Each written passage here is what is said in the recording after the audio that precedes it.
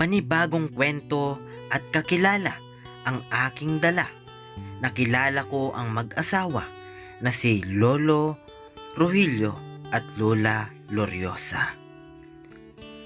Sila ay nakatira sa butas-butas at sira-sirang bahay. Naabutan ko si Lola Gloriosa na nakahiga. Si Lola Gloriosa pala ay hindi na nakakagalaw at nakakakita. Sabay-sabay nating alamin ang kanilang kwento. Sana ay marami ka pang matulungan, Kuya Kens. Kami saludo sa iyo. Kahit na ano pa mang pagsubukan dumating, kami ay naniniwala sa kakayahan mo.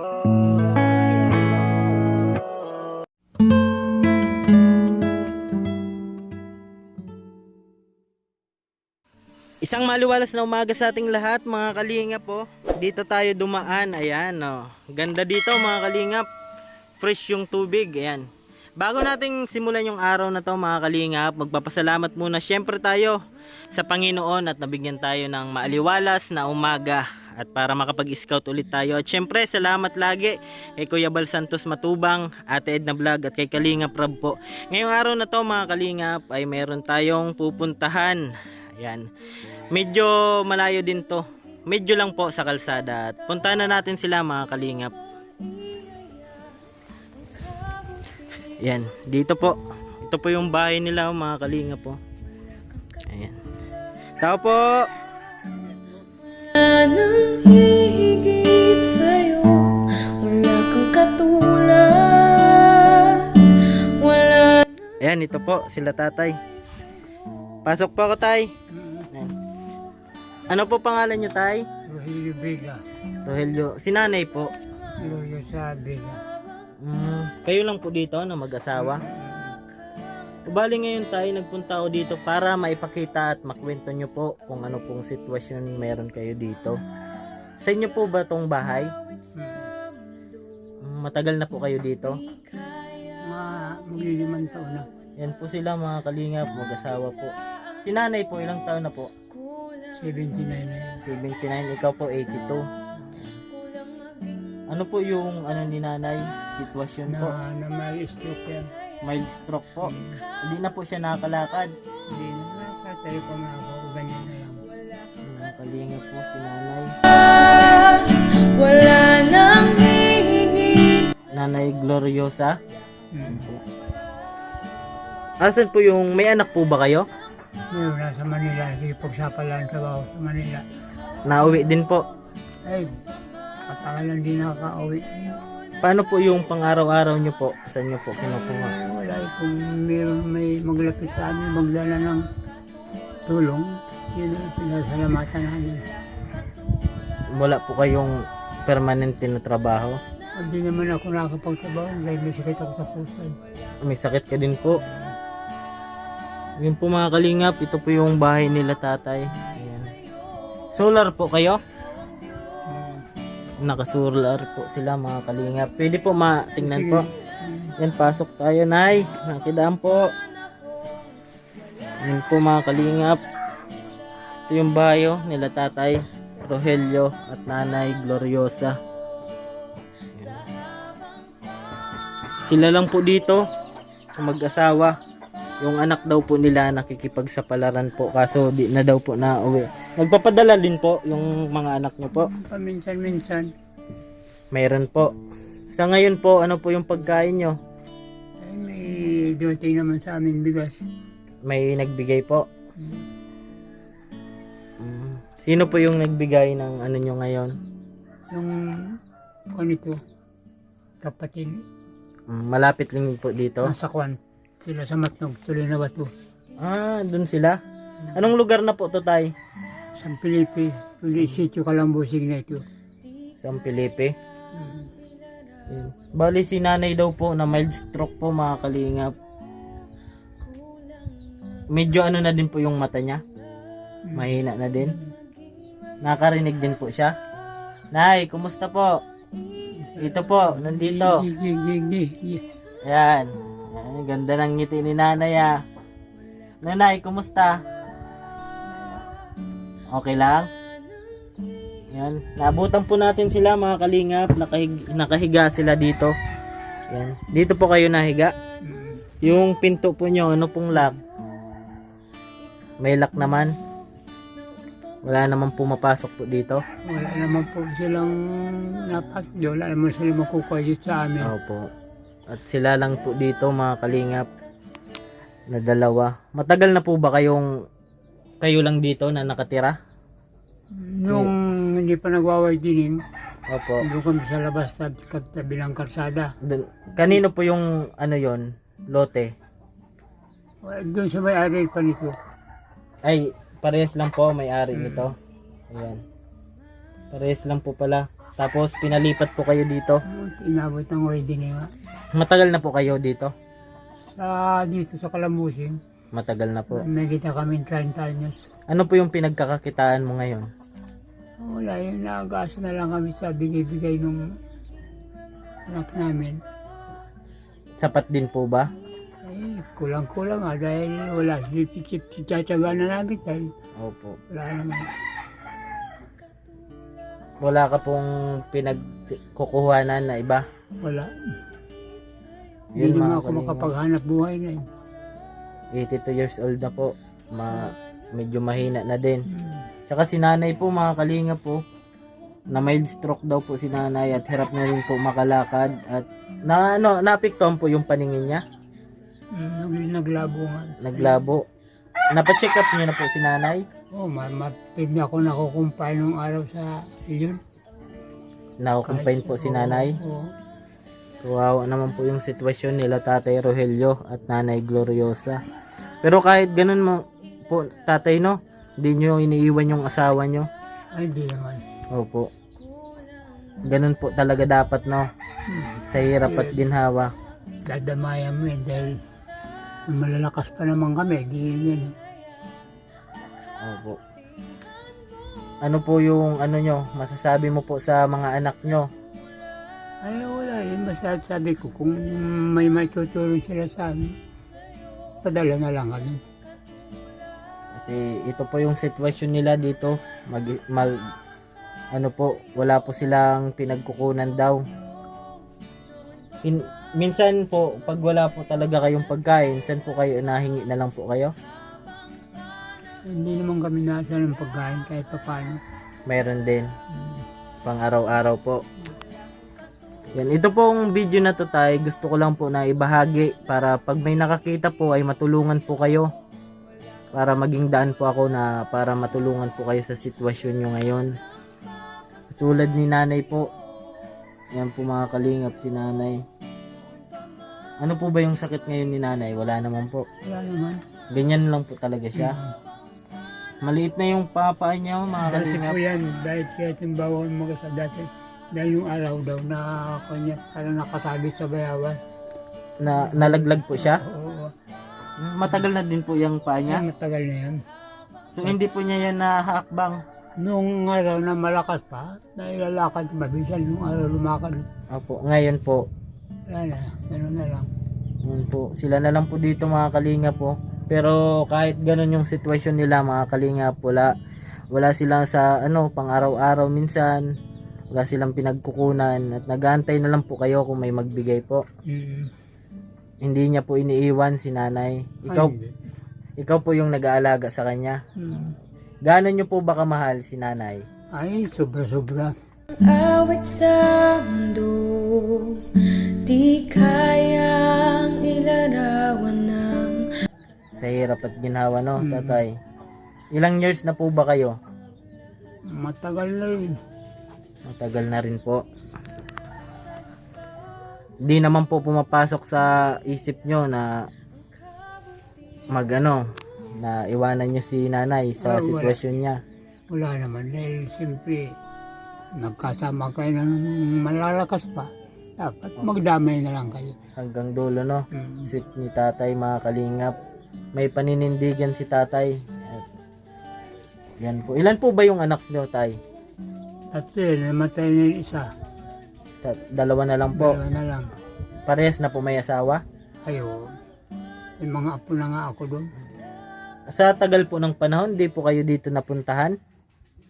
Minsan, Wala po. Sa ngayong ano po, taon, wala po. ay wala.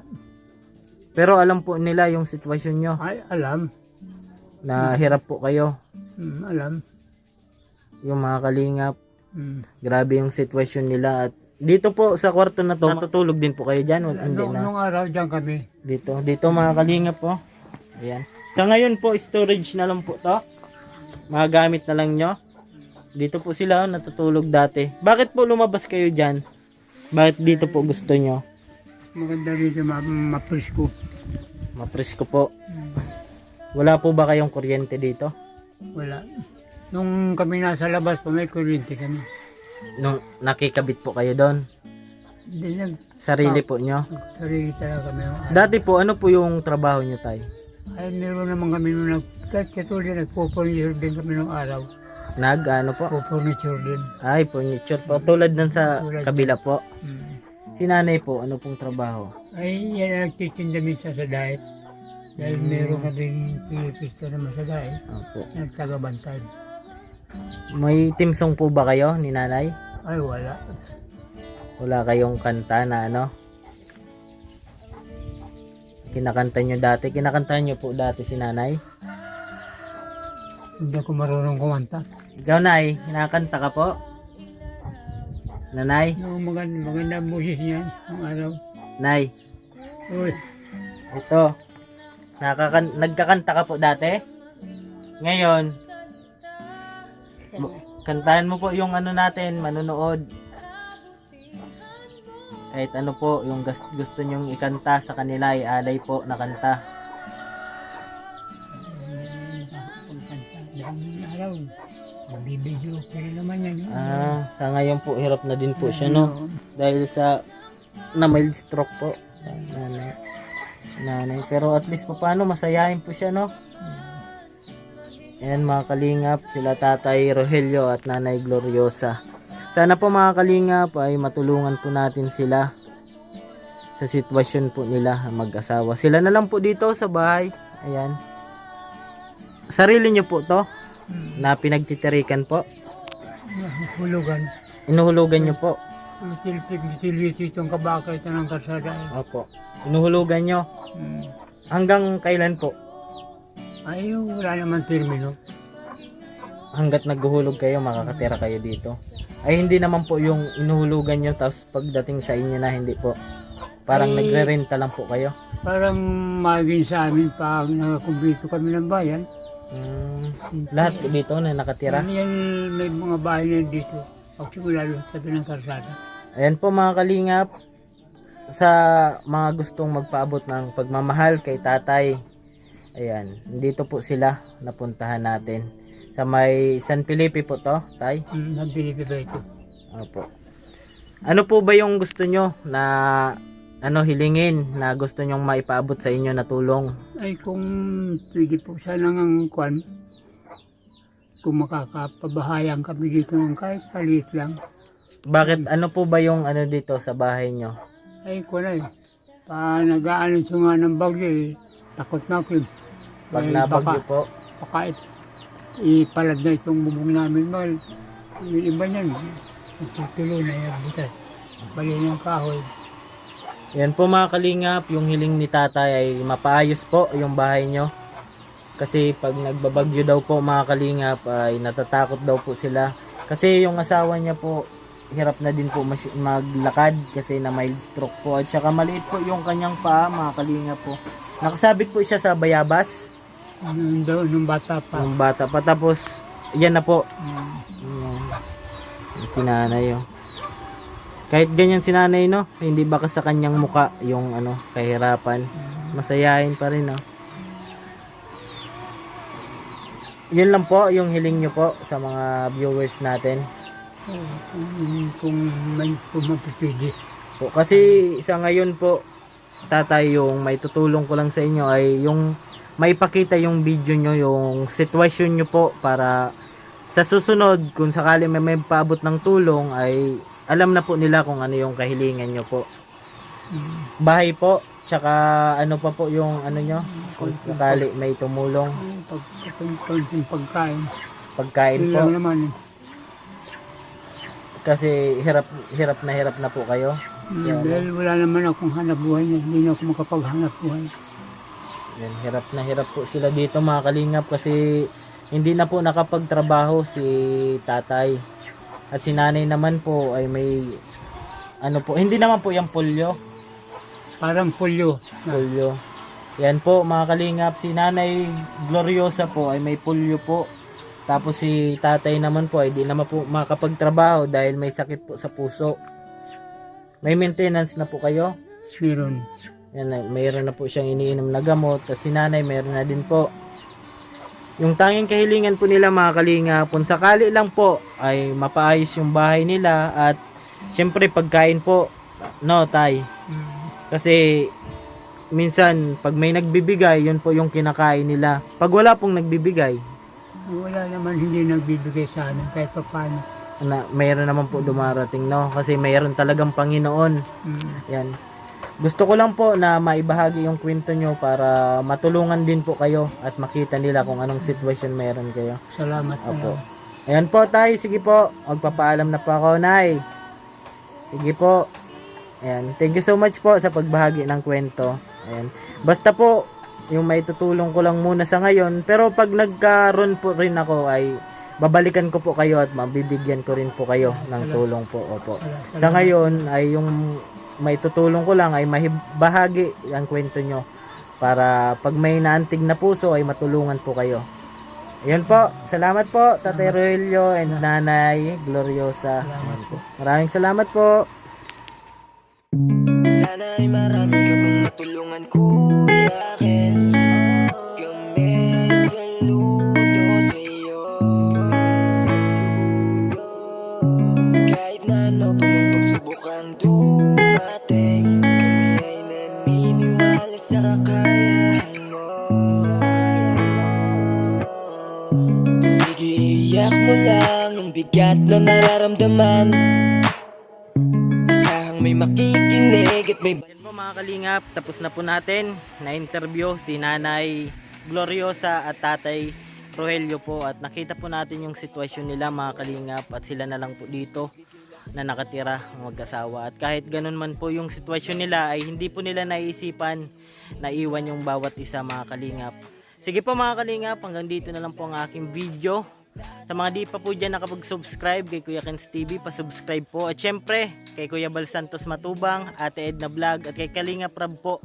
Maraming salamat po sa palaging suporta mga Kalingap. Lagi ko pong sinasabi, tumulong tayo sa iba, kahit tayo'y kapos din tulad nila. Ayan po mga Kalingap, keep safe and God bless po sa ating lahat. Thank you po.